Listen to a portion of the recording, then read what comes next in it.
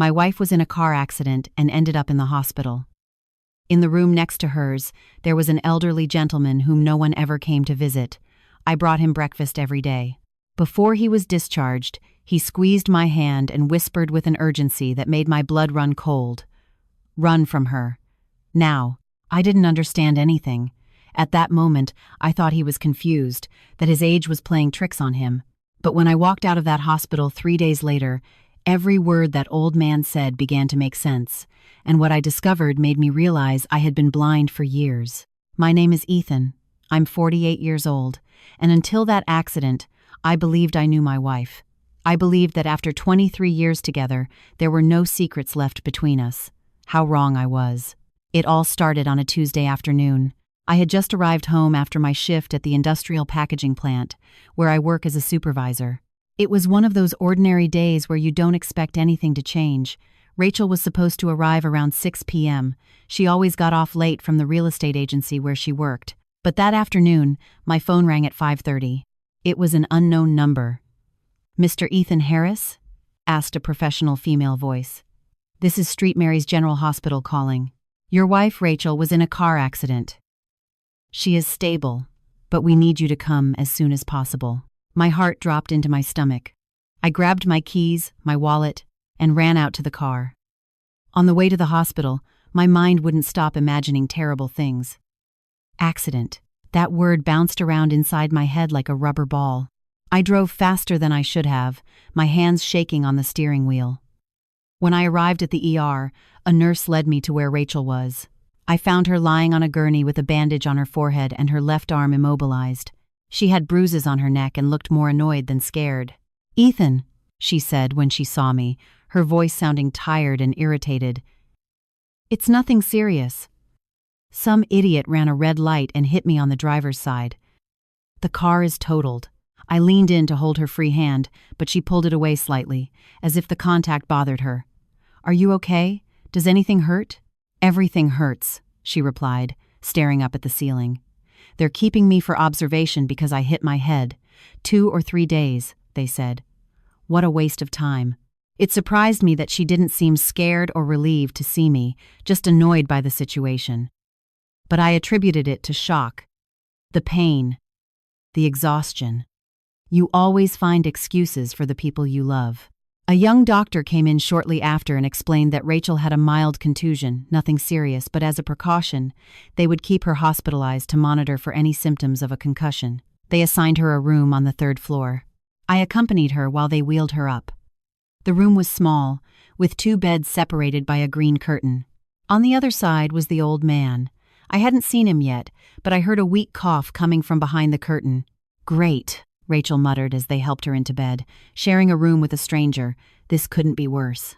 "It's just for a few days," I told her, trying to calm her down. "I'll come back tomorrow morning." "Yeah, bring my things, whatever I need." She didn't answer. She grabbed her cell phone from the nightstand and started checking messages with a furrowed brow. She didn't even look at me when I said goodbye. That night at home, I felt strange. The bed felt too big, too empty. Not that Rachel and I had been very affectionate lately, but her absence was noticeable. I stayed awake late thinking about the accident, about how fragile everything is, how life can change in a second. The next morning, I arrived at the hospital at 8 a.m. I was carrying a bag with clean clothes for Rachel, her charger, and some magazines. When I entered the room, she was already awake, sitting up in bed with her cell phone pressed to her ear. Upon seeing me, she cut the call abruptly. "Who was that?" I asked without thinking. "Nobody from work." Her answer was dry, cutting. I set the bag on the chair. "I brought everything you asked for." "Uh-huh." She didn't even open the bag. She went back to her phone. It was then that I heard the voice from the other side of the curtain. "Excuse me, young man, could you help me with this?" I peeked around. The old man was trying to reach a cup of water that had been left too far away on his nightstand. He had to be about 75 years old, maybe more. His face was full of wrinkles, his hair completely white, his hands trembling, but his eyes were clear and attentive. "Of course," I said, approaching him. I handed him the cup, and he took it with both hands as if it were something valuable. Thank you very much. My name is Arthur." His voice was soft, kind. "Ethan," I replied. "Nice to meet you. Your wife is doing better." "Yes, thank you. Just observation." Arthur nodded slowly. "It's good that you are here with her. That's important." Something in his tone caught my attention. There was a hidden sadness behind those words. I looked around his side of the room. There were no flowers, no cards, no signs that anyone had visited him. "And you?" I asked. "Do you have family coming to see you?" Arthur smiled, but it was a sad smile, the kind that hurts to see. "No, not anymore." I didn't want to pry further. I went back to Rachel, who was still on her phone, completely ignoring me. I sat in the chair next to her bed and tried to make conversation, but she responded with monosyllables, never looking me in the eyes. "Do you want me to bring you something to eat?" I asked after a while. "No, the hospital food is fine." "Are you sure?" "I can go to that pizza place you like." "Ethan, I don't need you here all day. I have to rest." I froze. It was as if my presence bothered her, as if I were a burden. I stood up slowly, trying not to show how much those words hurt me. "Okay, I'll let you rest. I'll be back later." I walked out of the room with a lump in my throat. In the hallway, I stopped for a moment to take a deep breath. If Rachel didn't want my company, at least I could do something useful. I went down to the hospital cafeteria, bought 2 cups of coffee and a couple of danishes. I went back to the room and approached Arthur's side. "Would you like a coffee?" I asked him. His eyes lit up as if I had offered him gold. "Oh, young man, you didn't have to bother." "It's no bother." And that's how it all started. Over the next 2 days, I developed a routine. I arrived at the hospital at 8 a.m. with 2 coffees and something for breakfast. One was for me, the other for Arthur. Rachel never wanted anything. She said she had already eaten, that she wasn't hungry, that I should stop bothering her with those things. The first time I brought Arthur breakfast, I thought it would be a one-time gesture, just something kind. But when I saw how his face lit up, how he held that coffee cup like it was a treasure, something inside me shifted. This man was completely alone. No one came to see him. No calls, no visits, nothing. "You know, Ethan," he told me that first morning while taking a bite of a Danish. "I've been here 3 days, and you are the first person to sit and talk with me. The nurses are very kind, but they're always in a rush. One understands. They have a lot of work." "Why are you hospitalized, Arthur?" I asked. "Heart problems. Nothing new at my age. The doctors say I need to adjust my medications. Stay a few more days for observation." He paused. "But between you and me, I think they aren't in a hurry to discharge me, because they know I'm going back to an empty house." There was something about the way he said it that broke my heart. It wasn't self-pity. It was simply the truth spoken with a tranquility that only time gives. While we talked, I heard Rachel on the other side of the curtain. She was on the phone again. Her voice sounded different when she spoke to whoever was on the other end. Softer, almost affectionate. She laughed at something they said. When she hung up and saw me looking at her, her expression changed completely. "What?" she asked me with that defensive tone she had started using with me. "Nothing. I just heard you laugh. I'm glad you're in better spirits." "It was work," she said quickly, too quickly. "They were telling me something funny about a client." I nodded. I had no reason to doubt, or at least that's what I kept telling myself. That afternoon, when I was about to leave, Arthur stopped me. "Ethan, I don't want to be intrusive, but your wife is upset with you about something." The question caught me off guard. "Why do you ask?" "Forgive me, it's just that I've noticed she doesn't seem very happy when you are here, and you look sad." I swallowed hard. It was uncomfortable that a stranger noticed things I had been ignoring myself. "No, everything is fine. She's just uncomfortable because of the accident. You know, the pain, the hospital." Arthur nodded slowly, but something in his eyes told me he didn't believe me. Of course. Excuse me if I stepped out of line. Don't worry about it." But his words stayed with me. That night, lying in my empty bed, I couldn't stop thinking about Rachel's expression, about how her voice changed when she talked on the phone, about how she had asked me to leave as soon as I arrived. The next day, I went back to the hospital with the usual breakfast. This time, Rachel didn't even greet me when I entered. She had her headphones on, watching something on her tablet. I touched her shoulder gently to let her know I had arrived. She took off one earbud. "You're here." It wasn't a question. It wasn't a greeting. just a statement, like someone noticing it started to rain. Yeah, I brought you orange juice, like you like it. Leave it there. She put the earbud back in. I stood next to her bed like an idiot, holding that juice she didn't even look at. Finally, I left it on the nightstand and went to Arthur's side. Good morning, young man. He greeted me with a genuine smile. Here again with your miracle coffees. Good morning, Arthur. How did you wake up? Better now that you're here. I have some chest pain, but the doctors say it's normal. Adjustments, you know. We sat down to eat breakfast together. He told me stories from when he was young, when he worked as an accountant at a textile company. He told me how he met his wife at a dance more than 50 years ago. He spoke of his son, who moved overseas 15 years ago and never came back. And your wife? I asked carefully. She passed away 2 years ago. Cancer. His voice cracked just a little. 48 years together. And suddenly nothing. Just silence. 48 years. The same age I am now. I couldn't help but think about Rachel and me. 23 years together. Would we reach 48? Did I want to reach 48 years feeling the way I felt now? Arthur, I said after a moment, can I ask you a personal question? Of course. In those 48 years, were you always happy? He stayed silent for a long while, took a sip of coffee, looked out the window. Not always, Ethan. There were difficult moments. There were years where we barely spoke. But always we respected each other. We took care of each other. That is what's important. Respect, care. 2 words that lately I couldn't associate with my marriage. That afternoon, Rachel had several visitors. 2 female coworkers arrived. They stayed for about an hour laughing, talking in low voices. When they saw me sitting in the chair, one of them greeted me with a polite but distant gesture. The other didn't even look at me. Rachel didn't introduce me. No, hey, this is my husband. Nothing, as if I were part of the furniture. When they left, I approached her. Do you need anything before I go? You get discharged tomorrow, right? Yeah, in the morning. I'll come pick you up early then. No need. I already arranged for someone to pick me up. I froze. Who? A coworker. She lives near the house. But I can pick you up, Rachel. I'm your husband. Ethan, you work. It makes no sense for you to lose half a day. It's already settled. It wasn't logic, it was rejection, pure and direct. I bit my tongue to keep from saying something I'd regret. I nodded and walked out of the room. In the hallway, I leaned against the wall. I took a deep breath.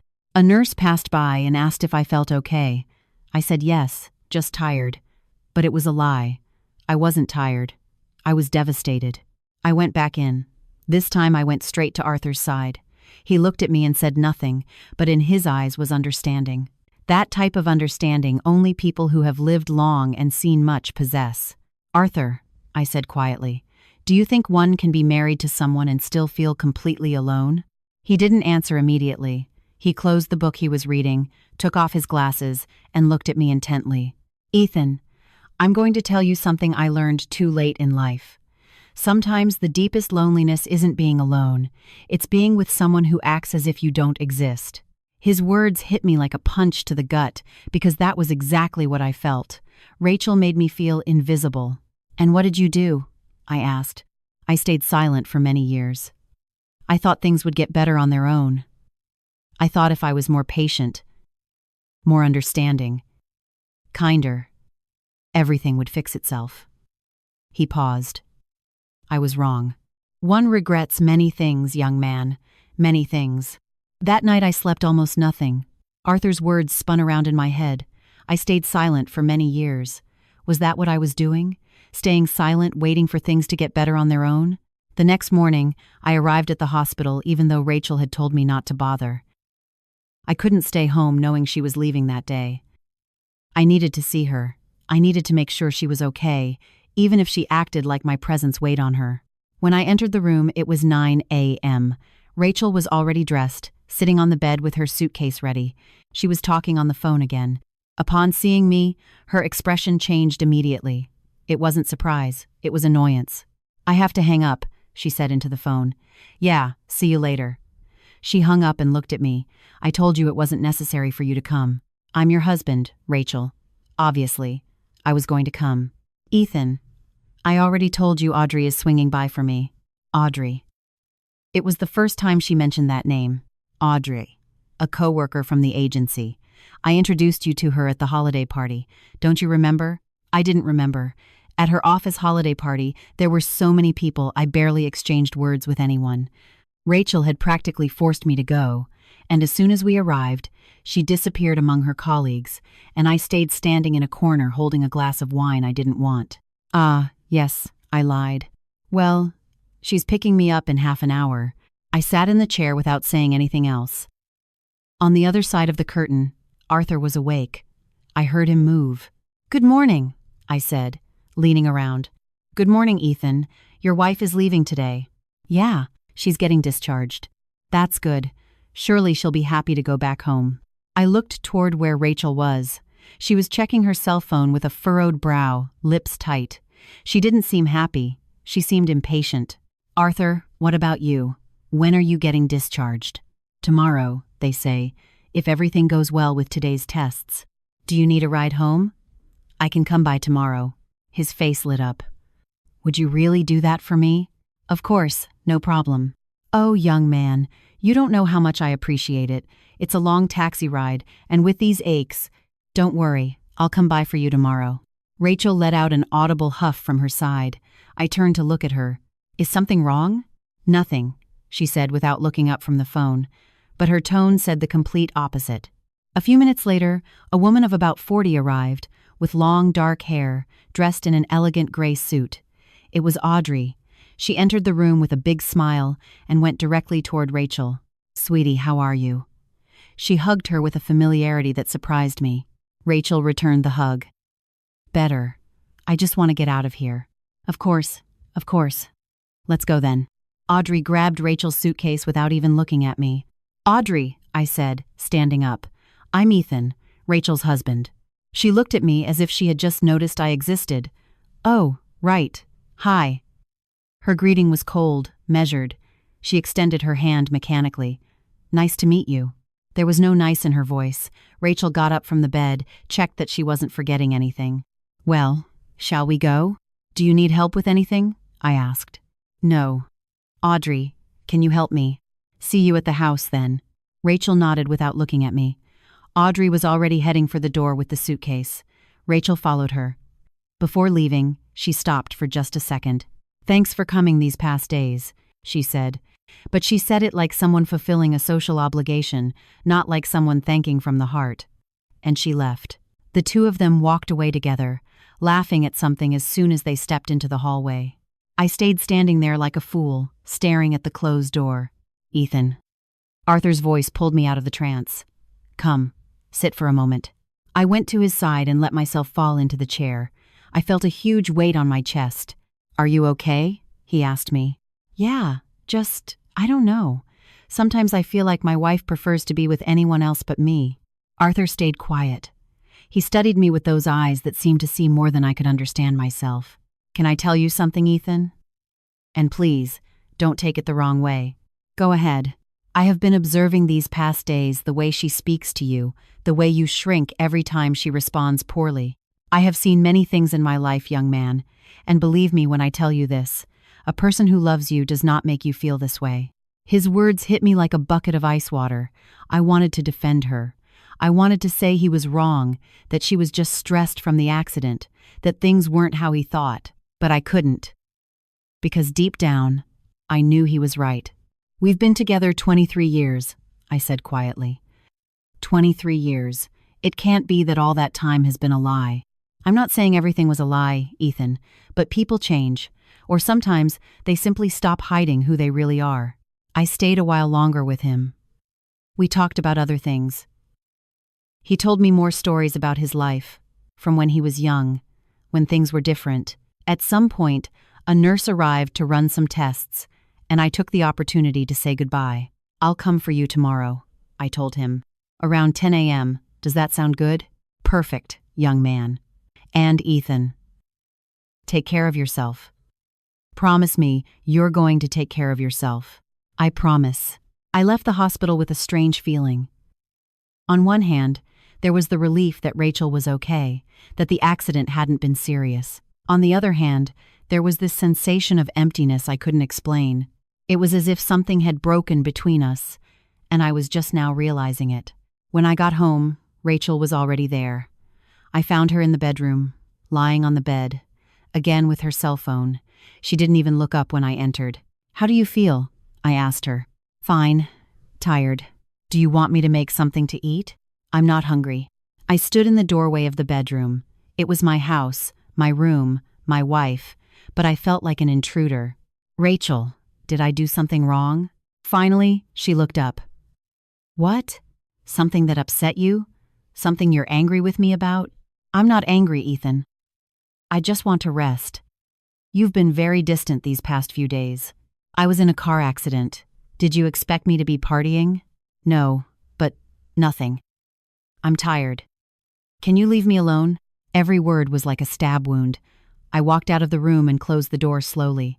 I went to the living room and sat on the couch. The house was silent, a heavy, uncomfortable silence. I thought about Arthur. I thought about his words.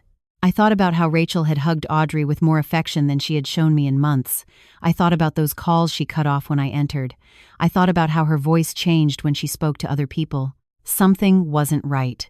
I had been feeling it for months, but I had chosen to ignore it. I had chosen to believe it was my imagination, that it was paranoia, that everything was fine. But I couldn't keep lying to myself anymore. That night I slept on the couch, not because Rachel asked me to, but because I couldn't bear the idea of lying next to someone who made me feel so alone. I lay there in the dark, staring at the ceiling, wondering when all this had started. When was the last time Rachel looked at me with affection? When was the last time we talked about something that wasn't household logistics?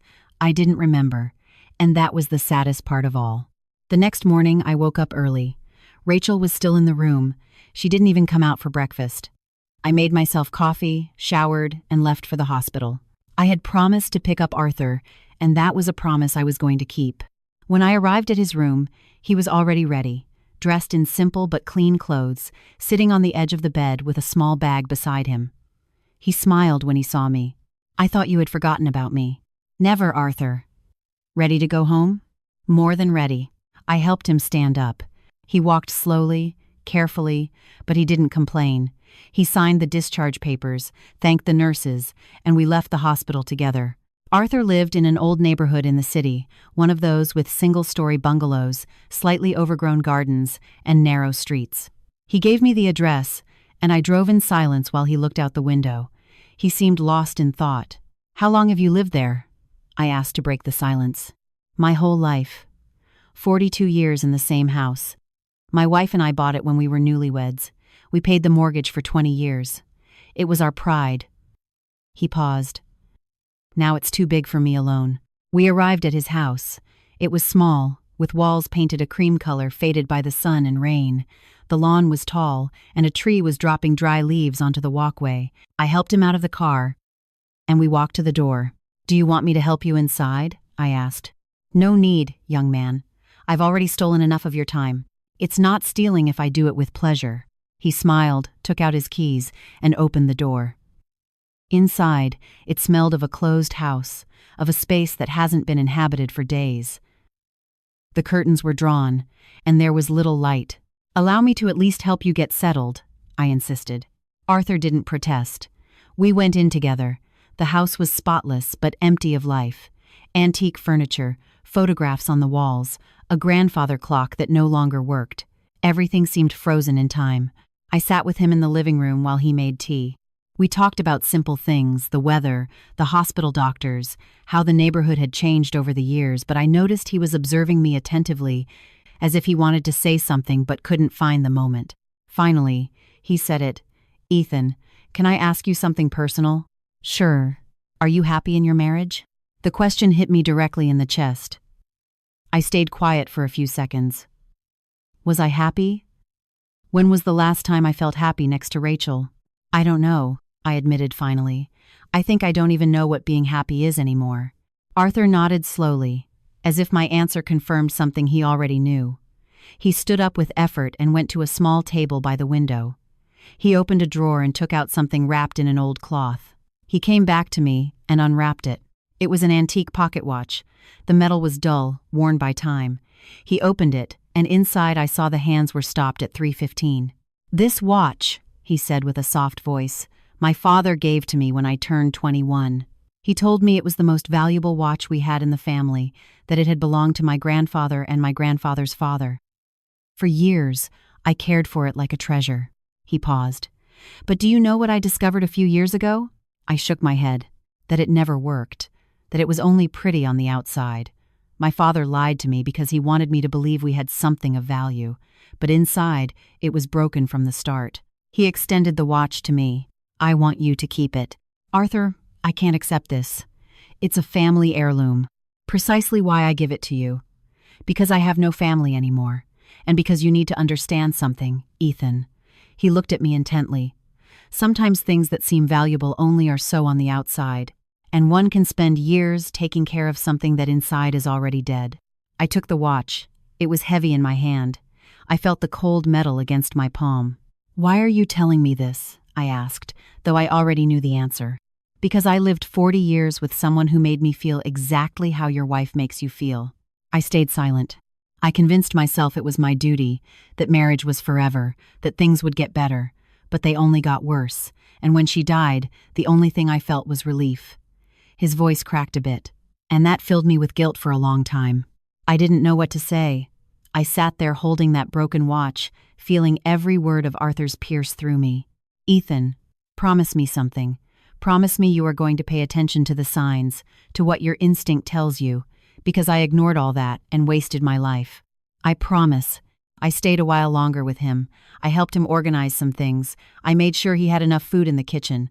I left my phone number and told him to call me if he needed anything. When I left, he was standing in the doorway, waving goodbye. On the drive back home, I couldn't stop thinking about the watch. I had left it in the glove compartment.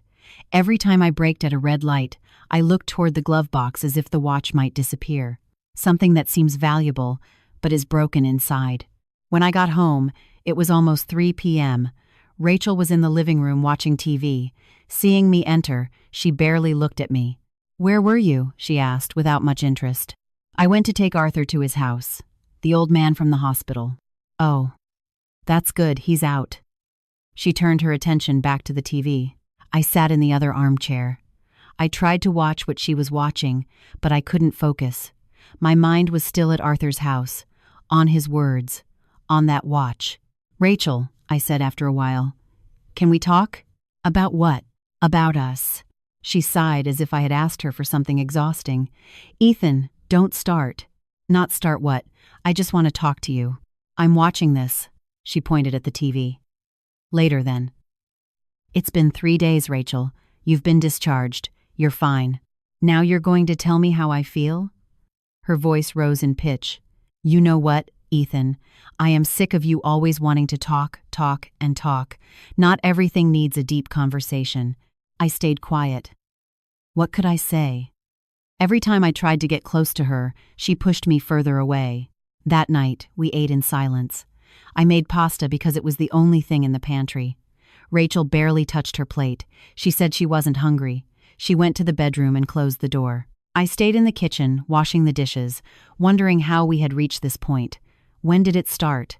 Was it gradual, or was there a specific moment when everything changed? I remembered the early years. Rachel used to wait for me when I got home from work. We cooked together, laughed, made plans. Where did all that go? I dried the dishes and put them away. Turned off the lights. I went to the bedroom hoping to find her awake, to be able to talk even a little. But when I opened the door, she was lying down with her back to me, wearing headphones. "Rachel?" She didn't answer. Maybe she was asleep, or maybe she was just pretending. I lay down on the other side of the bed. There was a huge space between us, a space that seemed to grow every day. The following days were more of the same. I went to work early. She got up late. When I came back, she was on her cell phone or watching TV. We spoke only what was necessary. "What's for dinner? Did you pay the electric bill? Did you buy milk?" Nothing more. One afternoon, I arrived from work and found her getting ready. She was wearing a burgundy dress I hadn't seen before, high heels, makeup. "Going out?" I asked. "Yeah. Dinner with the girls from work." "Oh. What time will you be back?" "Don't know. Late, probably." "Do you want me to pick you up?" "No. Audrey is driving me. Audrey again. That name was appearing too often. Okay. Have fun. She left without saying goodbye. I heard the car drive away down the street. I stood in the living room feeling that something didn't fit. Dinner with the girls. Rachel had never been one to go out much, and since when did she dress up so much for a casual dinner? I tried not to think about it. I made myself some dinner, watched TV for a while, but couldn't concentrate. At 10 p.m., I sent her a text. Everything okay? Fine, she replied. At 11 p.m., another message. What time are you coming home? Nothing. Finally, at 12:30 a.m., I heard her car. She opened the door, trying not to make noise. When she saw me awake on the couch, she jumped. What are you doing awake? She asked. I was waiting for you. You didn't have to do that. How was dinner? Good. Normal. She smelled of perfume, one that wasn't the one she normally used. I sent you messages. I know. I was busy. Busy dining. Ethan, I am tired. Can we not do this right now? Do what? I'm just asking how your night was. And I already told you good. Normal. Do you need a detailed report? Her tone was defensive, too defensive for someone with nothing to hide. I just worried, I said. Well, don't worry so much. I'm not a child. She went to the bedroom and shut the door harder than necessary. I sat there with that strange perfume still in the air, with 1,000 questions in my head. I took Arthur's watch out of my pocket. I had been carrying it with me these days. I opened it and looked at the stopped hands. 3:15. Forever 3:15. Something that seems valuable but is broken inside. The following days turned into a routine of suspicion. I didn't want to be that kind of person. I didn't want to be the jealous husband who checks his partner's every move, but something had changed in me after those conversations with Arthur. I had started paying attention, noting things I previously ignored. Rachel went out more often, always with excuses that sounded reasonable. A meeting with clients, a training course, another dinner with the girls from work, and always, Audrey was involved in some way. One afternoon I was at home when Rachel's phone rang. She had left it on the living room table while she showered. The screen lit up with a message. I couldn't help but look at it. It was from Audrey. I have the keys. See you Tuesday to finish setting everything up. Keys to what? Setting up what? My heart beat fast. I heard the shower turn off. Quickly, I left the phone where it was and went to the kitchen pretending to prepare something. Rachel came out of the bathroom wrapped in a towel, grabbed her phone, read the message, smiled slightly, and typed a response. Who was that? I asked, trying to sound casual. Nobody from work. She put the phone in her bag. Lie. Another lie. That night, I decided something. Tuesday, I was going to follow her. I know it sounds terrible. I know it was invading her privacy, but I needed to know what was happening. I needed to confirm or rule out what my gut was screaming at me louder every day. Tuesday arrived. Rachel said she had to show a property. At 4 p.m., she left the house dressed up with that same distant attitude as always. I waited 5 minutes and left behind her in my car. I followed her, keeping my distance. It wasn't difficult. She had no reason to suspect I would follow her. She drove toward the north side of the city, to a new residential area I didn't know well. Modern houses, clean streets, perfect lawns. She stopped in front of a 2-story house with a white facade and large windows. A car was already parked outside. I recognized the car. It was Audrey's. I parked 3 houses down, where I could see without being seen. Rachel got out of her car, and before she could knock, Audrey came out. They hugged. But it wasn't a hug between friends. It was a long, intimate hug. Audrey cupped her face with both hands and kissed her. My wife kissed her. The woman I had been married to for 23 years. She was kissed by another woman, and she returned the kiss without hesitation. I felt the world stop. The air got stuck in my throat, my hands trembling on the steering wheel. I couldn't look away, even though every second seeing them together was like a knife in the chest. They entered the house holding hands. The door closed behind them. I sat there in my car. I don't know how long. Could have been 10 minutes or an hour. I was in shock. All the pieces fit now. The mysterious calls, the frequent outings, the constant rejection toward me, the coldness. Everything made sense in the most painful way possible. I don't know how I got home. I drove on autopilot. When I entered, the house felt different, as if it weren't my house anymore, as if everything was a lie built on years of deception. I sat on the couch, pulled Arthur's watch from my pocket, opened it, 3:15, stopped forever. Like my marriage stopped without me realizing it. Rachel arrived at 7 p.m. She entered smiling, in a good mood, something I hadn't seen in months. "Hi," she told me. "How was your day?" How was my day? She was asking me that after what she had just done. "Normal," I replied. My voice sounded hollow. "And yours?" "Good. Sold a property. A beautiful house on the north side." Lie after lie, with such ease as if it were the most natural thing in the world. "The one on the north side?" I asked. "That white 2-story house?" For a second, I saw a flash of panic in her eyes, but she hid it quickly. "Yeah, that one." "How do you know?" "I drove by there a few days ago. It's a nice neighborhood." "Oh, yes. It is pretty." She went to the kitchen as if nothing happened. I stayed sitting there, squeezing the watch in my hand until my knuckles turned white. That night I couldn't sleep.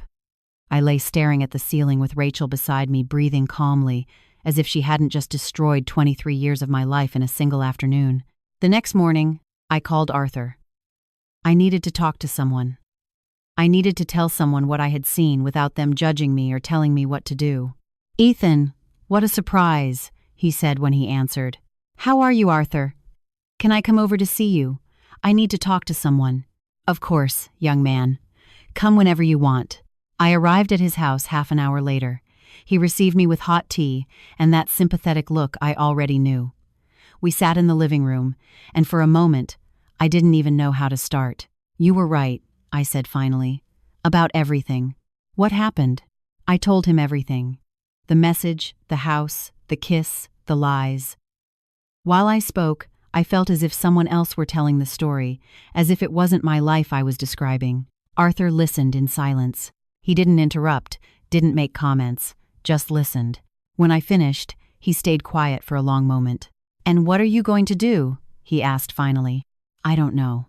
That's the truth. I have no idea what to do." "Do you still love her?" The question disarmed me. Did I love her?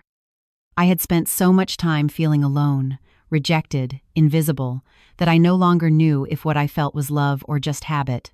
"I think I love the idea of what we were," I replied. "But what we are now, I don't know if that can be called love." "And her? Do you think she still loves you?"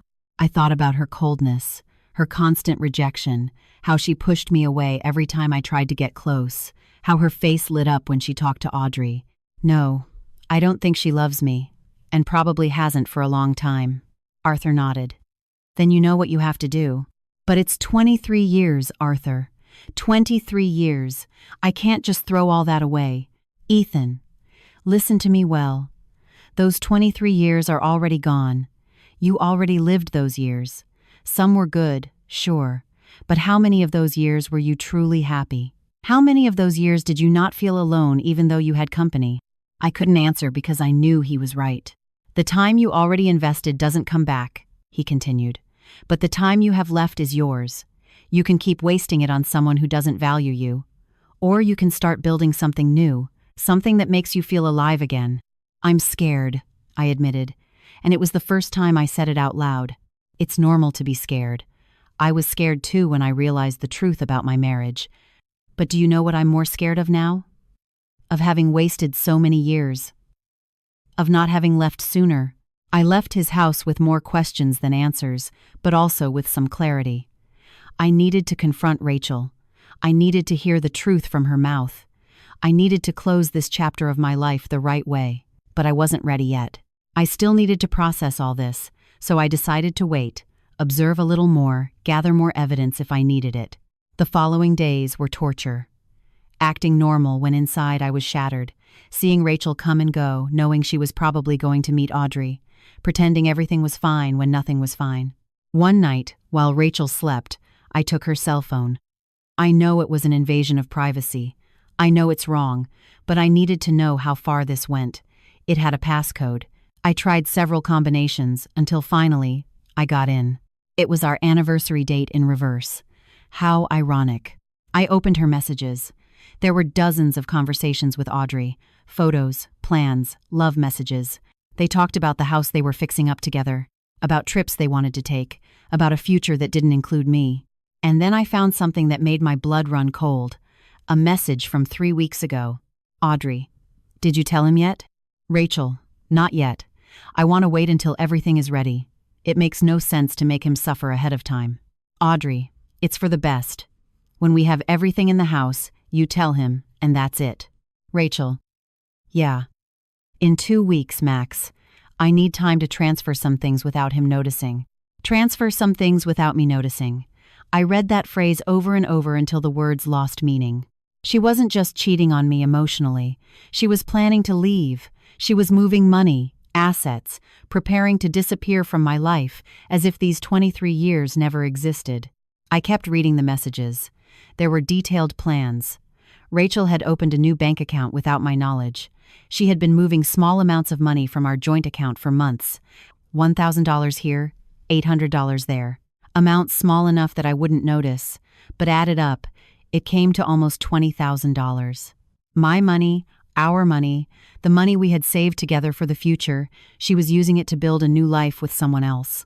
I felt nauseous. I put the phone back exactly where it was and left the room. I went to the bathroom and splashed cold water on my face. The man looking back at me in the mirror looked like a stranger. Red eyes, deep dark circles, an expression of total defeat. How had it come to this? At what moment did I become so blind? I couldn't go back to sleep that night. I stayed on the living room couch until dawn. When Rachel got up, she acted like always, gave me a good morning without looking me in the eyes, made herself coffee, got ready for work. I'm going to be late today, she said before leaving. I have to see some properties. Okay, I replied with an empty voice. She left, and I stayed there sitting wondering how many of those properties were real and how many were excuses to be with Audrey. I called work and said I was sick. I couldn't go to the plant that day. I couldn't fake normality when my world was collapsing. Instead, I went to the bank. I asked to speak with an advisor. I explained that I needed to review all accounts under my name. He showed me the joint account I had with Rachel. The withdrawals were there, clear as water, small amounts over the last 6 months. Is there any other account associated with my wife? I asked. The advisor checked his system. Not under the joint name. But that doesn't mean she doesn't have individual accounts. Those wouldn't appear here. I thanked him and left the bank with a feeling of betrayal that weighed on me like lead. Everything had been calculated, planned. She knew exactly what she was doing. I went to Arthur's house. I needed his advice. When he opened the door and saw my face, he didn't ask questions. He just let me in. I found the messages, I told him without preamble. She's been planning to leave me for months. She's been moving money to an account she opened without me knowing, almost $20,000. Arthur let out a long sigh. Oh, Ethan. And the worst part is, she still hasn't told me anything.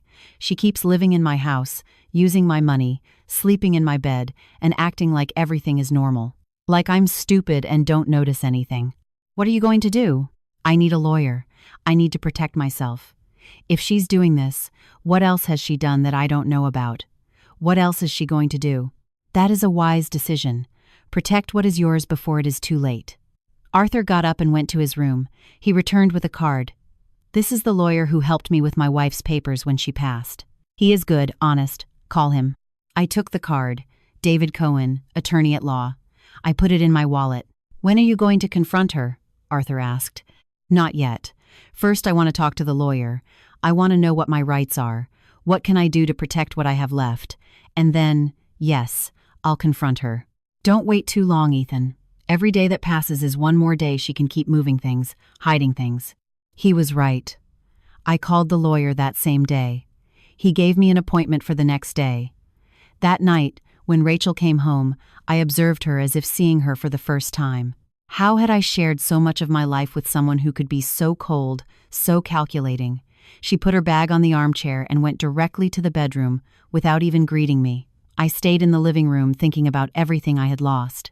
Not just the money, not just the years. I had lost the capacity to trust, to believe in people, to believe in love. The next day I went to see David, the lawyer. His office was small but organized. He was a man of about 60, gray hair, thick glasses, and an expression that conveyed seriousness and professionalism. I told him the whole deception, the messages, the money, the lies. He took notes on a yellow pad while I spoke. "Do you have assets in common?" he asked when I finished. "The house is in both our names. We bought it 12 years ago. Cars, 2. One is in my name, the other in hers. Debts? A mortgage. We have 8 years left to pay it. Investments? Retirement accounts? Yes, we have a savings account for retirement. It's in both names." David kept writing. "And that money, she moved." "Do you have evidence?" "I have photos of the messages, and I can get the bank statements." "Good. That helps. Now, do you want a divorce?" The question floated in the air. Did I want a divorce? Until a week ago, the idea seemed impossible. But now, after everything I had discovered, the answer was clear. "Then here is what we are going to do." David took off his glasses and looked directly at me. "First, we are going to document everything.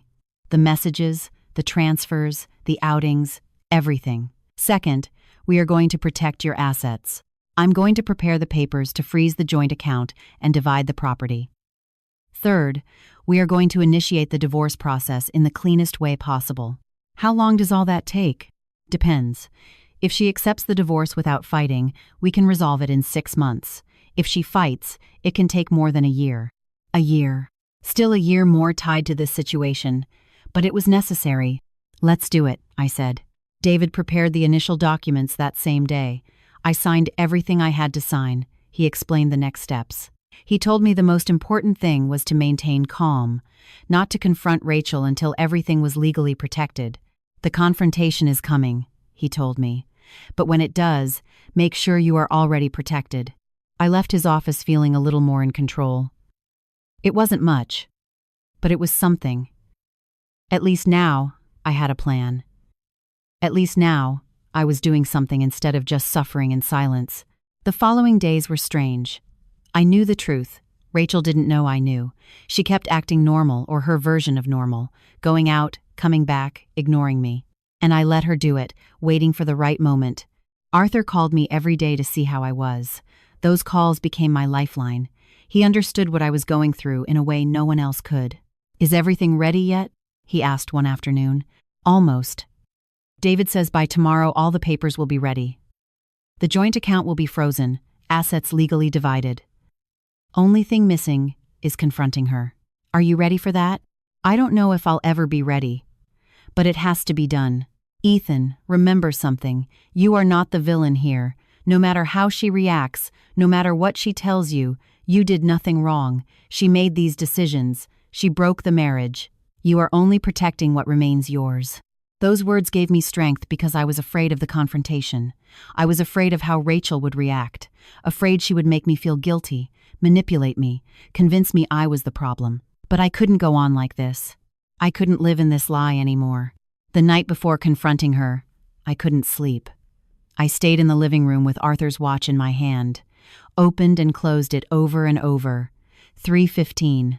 Always 3:15. Frozen in time. Like my life had been frozen for so long without me realizing it. But tomorrow, everything would change. Tomorrow, I would start moving again. Tomorrow, I would start living again. Morning came. Rachel got up as always, got ready for work. I had decided I would confront her that night when she returned. David had called me early to confirm that all papers were filed. The joint account was frozen since 6 a.m. Rachel still didn't know. "I'm going to be late again today," she told me while grabbing her bag. "I have several appointments." I nodded without saying anything. She left, and I stayed seated at the kitchen table with a cup of coffee I didn't drink. Everything felt unreal, as if I were living someone else's life. I called Arthur. "Today is the day. How do you feel?" "Scared. Angry. Sad. Everything at the same time. It's normal. But remember, Ethan, you are doing the right thing. You aren't running away, you are freeing yourself." I spent the day mentally preparing. I rehearsed over and over. What would I say? How would I start the conversation? Would she scream? Would she cry? Would she tell me I was crazy? Rachel arrived at 8 p.m. She was in a good mood. She brought Chinese food for both of us, something she hadn't done in months. "I bought what you like," she said, leaving the bags on the table. "Thought we could eat together." How ironic. Just the day I decided to confront her, she acted like a normal wife. We sat down to eat. She talked about her day, about a difficult client, about a property she had sold. I ate in silence. Every bite tasted like ash in my mouth. "Are you okay?" she asked me finally. "You've been very quiet." It was the moment. There wasn't going to be a perfect moment, only this one. "Rachel, we have to talk." "About what?" Her tone changed slightly. She got defensive immediately. "About us. About what is really happening." "I don't know what you're talking about." "I think you do know." I took out my phone and opened the screenshots I had taken of her messages. I showed them to her. The color drained from her face. Her eyes moved rapidly over the images. She opened her mouth, but no sound came out. "How long?" I asked with a calm voice. "How long have you been with Audrey?" She stayed quiet. Her hands trembled on the table. "Answer me, Rachel. I deserve at least that." "A year," she whispered finally. "A little over a year." A year. While I still believed we had a marriage, while I tried to understand why she was so distant, she already had a complete life with someone else. "And the money? The $20,000 you took from our account? How?" I went to the bank. I saw every withdrawal, every transfer. My voice remained calm, but inside was a hurricane. "Our money, Rachel. The money we saved together. You used it to build a life with her." "Ethan, I was going to tell you, I swear. I was just waiting for the right moment." "The right moment?" I laughed without humor. "What would be the right moment to tell your husband of 23 years that you cheated on him for a year, stole money, and already have everything planned to leave with someone else? I didn't steal from you. That money is mine too. It is ours. It was ours for our future. Not for you to build a future with another person." Rachel stood up from the table, began pacing the kitchen. "I didn't expect you to understand." "You're right. I don't understand. I don't understand how you could do this to me, how you could lie to me every day, look me in the eyes and pretend everything was fine. Because nothing was fine, Ethan. Nothing has been fine between us for years. Then you should have told me. You should have been honest. We could have gone to therapy, tried to fix it, or simply separated in a civilized way. But no, you preferred to deceive me, steal from me, and treat me like trash." "I didn't treat you like trash." "No?" My voice rose for the first time. "You rejected me constantly. You ignored me. You made me feel invisible in my own house. What do you call that?" I was confused. I didn't know how to handle it. "Well, you don't have to handle it anymore. Today I filed for divorce. The joint account is frozen. The assets are being legally divided. This is over, Rachel." She looked at me with wide eyes. "You already went to a lawyer? What did you expect? That I would sit waiting for you to finish looting everything? You can't freeze the account.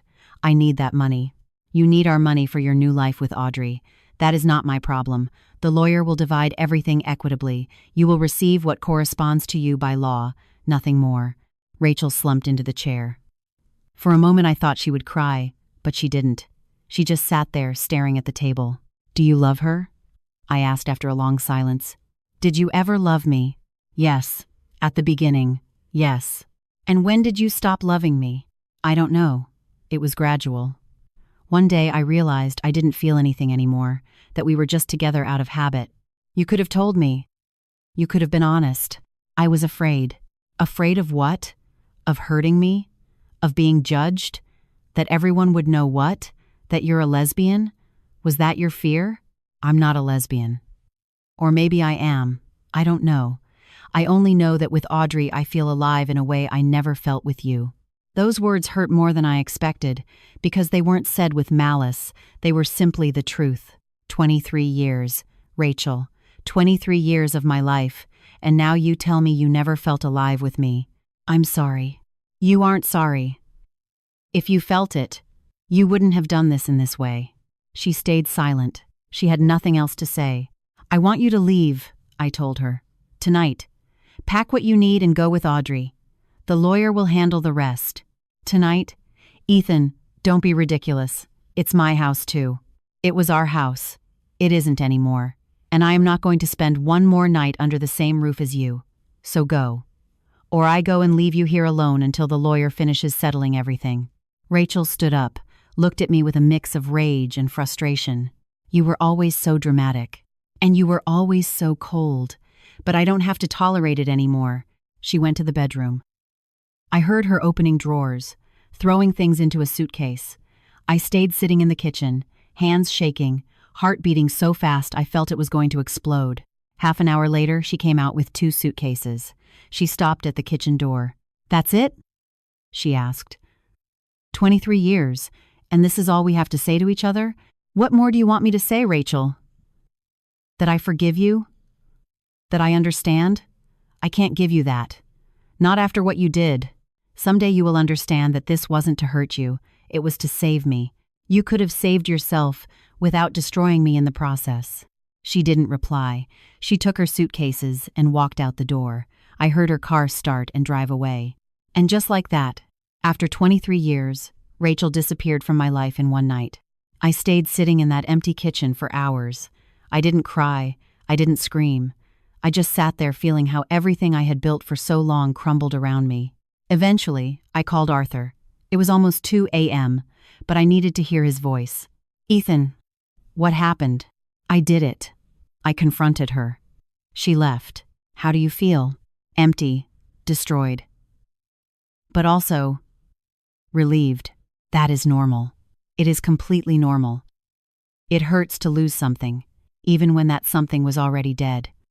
But it is also liberating to let go of what harms us. I don't know what to do now, Arthur. I don't know how to go on after this. One day at a time, young man. Just one day at a time. And remember, you are not alone. I am here." Those simple words broke me. For the first time all night, I cried. The days after Rachel left were the hardest of my life. The house felt huge and empty. Every corner held memories. The mug she used for coffee, her side of the bed, which was now empty, the photos on the walls showing a life that no longer existed. Arthur came to visit me almost every day. He brought food because he knew I wasn't eating well. He sat with me in silence when I didn't feel like talking. He told me stories when I needed distraction. He became the friend I didn't know I needed. "Did you hear anything from the lawyer?" he asked me one afternoon while we drank coffee in the living room. Rachel signed the papers. She didn't fight. I think she felt guilty, or simply wanted to end this quickly to start her new life. I paused. "David says in 4 months everything will be finalized. The house gets sold. We divide the money left over, and everyone goes their own way. And you? Have you thought about what you are going to do after?" "Not much. Maybe look for a smaller apartment, something that is just mine." "Start over." Arthur nodded. "Starting over at 48 is scary, right? Terrifying. But not as much as staying in something that was killing me inside. That is the right attitude." Weeks passed. David handled the whole legal process efficiently. Rachel and I communicated only through lawyers. There was no reason to speak directly. Everything we had to say to each other had already been said that night. One day, David called me with news. "Ethan, I have information I think you should know. Your wife, well, your soon-to-be ex-wife, tried to withdraw more money from an investment account you had. Luckily, we had put everything under legal protection. She couldn't touch anything." "What investment account?" "One you opened years ago for retirement. It has around $45,000. I didn't even remember that account. We had opened so many things together over the years I had lost count." "She tried to steal from that account too?" "That's right, but her lawyer informed her that any attempt to move funds without authorization could hurt her in the final settlement. Since then, she hasn't tried anything else. $45,000, plus the $20,000 she had already moved. $65,000 she was willing to take without telling me anything. The blow of betrayal still hurt. Thanks for protecting everything, David. That's what you pay me for. Oh, and another thing. The house already has 2 offers. Both good. Do you want to review them? Yes, please. The faster it sells, the better. I hung up the phone and stood looking out the window. This house that had been our home was now just a property to be liquidated, nothing more. One afternoon, while cleaning the bedroom, I found a box at the back of the closet. I opened it. It was full of old photos. Our wedding. Vacations. Christmases. Birthdays. Two people smiling at the camera without knowing that years later it would all end like this. I sat on the floor with those photos scattered around. At what moment did we lose ourselves? Was it my fault? Did I work too much? Did I not pay her enough attention? The questions spun in my head without clear answers. My phone rang. It was Arthur. "Ethan, can I ask you a favor?" "Sure, tell me." "I need to go to the doctor for a checkup. Could you take me?" My son finally called, but he can't come until next month. "Of course." "When is the appointment?" "Tomorrow at 10. I'll be there." The next day I picked him up early.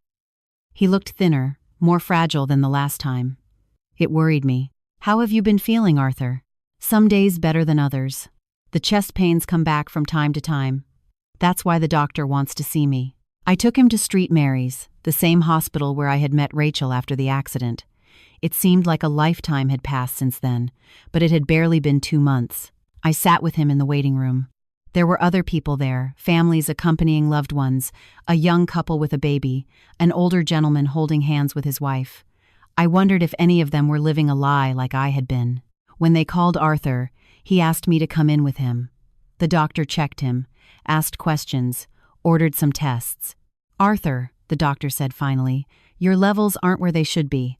I'm going to have to adjust your medication again, and I need you to be more careful with your diet and physical activity." "Doctor, I'm 75 years old. I'm not going to start exercising now." The doctor smiled. "I'm not asking you to run a marathon. Just walk a little every day. Eat better. Don't isolate yourself so much." Arthur nodded, but I could see in his face he wasn't convinced. After the appointment, I took him to eat at a small diner he liked. We ordered simple food. He barely touched his plate. "Not hungry?" I asked him. "Not much. Lately nothing tastes good to me." He paused. "Ethan, can I tell you something?" "Sure. I'm tired. Very tired. Not of living exactly, but of living like this. Alone. Without purpose. Every day is equal to the previous one. I get up, eat breakfast alone, watch TV, sleep, and the next day the same." "Arthur, you have a lot to offer still. You've helped me so much these months. You don't know how much I value your friendship. And I value yours, young man. But you have a whole life ahead of you. I only have time." His words broke my heart. "Have you thought about doing something different? Joining a senior group? Looking for activities?" "I've thought of many things. But at my age, starting over is scarier than staying the same." "You told me I had to start over. Why can't you do the same?" He laughed softly. "You're right. What a hypocrite I am." "Right? Not a hypocrite. Just scared. Like I was. Like I still am sometimes." I took him back to his house. Before getting out of the car, he stopped me. "Ethan, thanks for everything. For taking me to the doctor. For listening to me. For being my friend. You have no idea how much it means to me. You have been important to me too, Arthur. I don't know what I would have done without your advice." He got out of the car slowly. I watched him enter his house and close the door. I sat there a few minutes thinking about what he had said. Both of us were alone. Both of us were trying to find meaning in lives that had taken unexpected paths. The following weeks brought more news. The house finally sold. We got a good price. A young family bought it, 2 little kids and a dog. It made me happy that at least someone would fill that house with life again. David cited me to his office to sign the final papers. "We are almost done," he told me. "Just a few administrative details and the divorce will be finalized." "How much longer?" 2 weeks max. 2 weeks. 2 weeks and officially my marriage of 23 years would have ended. I left David's office and, without thinking much, drove toward Arthur's house. I knocked on the door, but he didn't answer. I knocked again. Nothing. I started to worry. I called his cell phone, but it went straight to voicemail. I tried the door handle. It was unlocked. "Arthur?" I called, entering. "Are you here?" The house was silent. I found him in his bedroom, lying on the bed. For a terrible second, I thought the worst, but then I saw him breathe. "Arthur." I got closer. His eyes were closed, breathing shallow. He opened his eyes slowly. "Ethan. What a surprise. Are you okay?" I knocked and you didn't answer. I got scared. Just resting. These days I get tired a lot. Did you call the doctor? Not worth it. What do you mean not worth it? If you feel bad, you have to call. Ethan. Sit for a moment. I sat in the chair next to his bed. He sat up with effort. I have been thinking a lot lately, he said. About my life. About the decisions I made. About all the time I wasted. Arthur, stop. Let me finish. When I gave you that watch, I told you some things seem valuable but are broken inside. I was talking about your marriage, but I was also talking about me. You are not broken. Maybe not broken, but stopped. Like that watch. Stopped in the past. In what I lost. In what could have been and wasn't. Arthur, I said firmly, you saved me. You helped me see the truth when I was blind. You gave me the strength to get out of something that was killing me. You aren't stopped. You are here, helping, mattering. He smiled sadly. How kind you are, Ethan, but we both know my time is past. Yours is just beginning. Don't say that. You still have a lot to give. Look at what you did for me. He stayed quiet a moment, then extended his hand and took mine. Promise me something. Promise me you won't waste your second chance, that you are going to live for real, that you are going to love again when the time comes, that you won't close yourself off like I did. I promise. But you have to promise me something too. What? That you'll take care of yourself, that you'll call your son, that you'll try to find something that makes you happy. He squeezed my hand. I'll try. I stayed with him that afternoon. I made dinner for both of us. We talked about everything and nothing. About how my life would be after the divorce. About the possibilities opening up now. About how scary and exciting it was to start over. You know what is the most ironic thing of all this? He told me while we ate. That you needed to hit rock bottom to be able to fly. Sometimes life has to destroy something so we can build something better. Do you think I'm going to be okay? I know you're going to be okay. Because you had the courage to leave. That is the hardest part. What follows is easier. 2 weeks later, I received David's call. It's done. The divorce is official. The judge signed all the papers this morning. I'm mailing you the copies. I hung up the phone and stayed sitting on the armchair of the small apartment I had rented. Officially, I wasn't married anymore. 23 years reduced to legal papers and a signature. I expected to feel more. Expected to cry or scream or something. But I only felt calm. A strange calm, but welcome. I called Arthur to give him the news. His phone rang several times before he answered. His voice sounded weak. Arthur? I'm okay, Ethan. Yes. Just tired. Do you want me to come see you? No, no need. Just call me tomorrow. Are you sure? Go celebrate your freedom. You deserve it. We hung up. Something in his voice unsettled me, but I decided to respect his request. I would call him early the next day. But the call I received the next day wasn't the one I expected. It was Arthur's son. Ethan? My father gave me your number. I'm Robert. I'm sorry to call you like this, but my father suffered a heart attack last night. He is in the hospital. The world stopped. How is he? Stable for now, but the doctors say it is serious. He is in intensive care. Can I come? I arrived at the hospital in 20 minutes. Robert was waiting for me outside the ICU. He was a man of about 50 with the same tired face as his father. Thanks for coming, he told me. My father spoke a lot about you these months, said you were very kind to him. He was the one who helped me. Can I see him? Yes, but only a few minutes. He is very weak. I entered the room. Arthur was connected to several monitors. An oxygen mask covered his face. He looked so fragile, so small in that bed. Arthur, I whispered, getting closer. It's me, Ethan. He opened his eyes slowly. He recognized me and smiled weakly under the mask. He lifted a trembling hand, and I took it. Don't waste your life, he murmured, with effort. I won't. I promise. I am proud of you. Those words broke me. Tears ran down my face. And I of you. Thanks for everything, Arthur. Thanks for saving me. He squeezed my hand one last time. His eyes closed. The monitor began to make a constant sound. Nurses came running in. They took me out of the room. Robert and I waited outside. Minutes felt like hours. Finally, a doctor came out with a grave expression. I'm sorry. We did everything possible.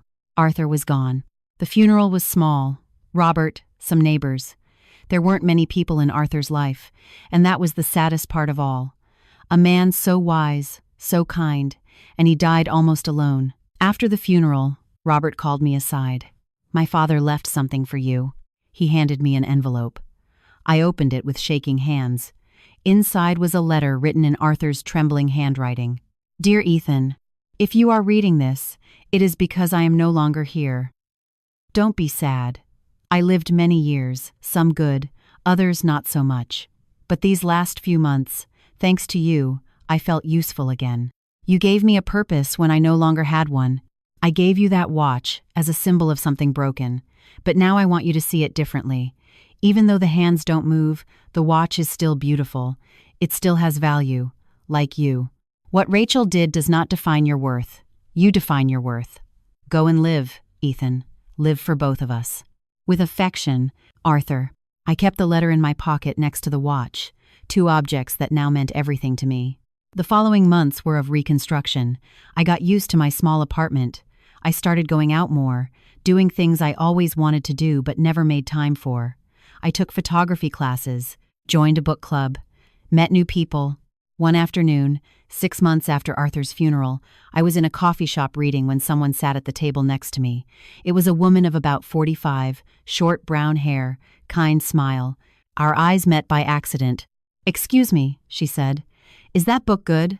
"I've seen it everywhere." "Yes, it's very good. Do you like to read?"